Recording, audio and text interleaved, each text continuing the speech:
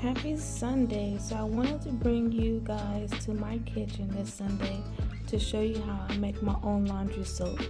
There are several reasons why people like me choose to make their own laundry detergent. It can be more cost effective than buying commercial brands, especially if you do a lot of laundry. Another reason is to control the ingredients. When you make your own detergent, you can choose natural and non-toxic ingredients, which can be particularly beneficial for people with sensitive skin or allergies.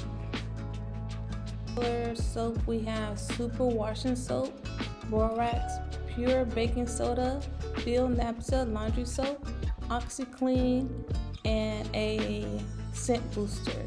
Sometimes you can use essential oils, it's your preference. If you're watching the video, I hope you enjoy the video. All the ingredients and their benefits will be listed down below.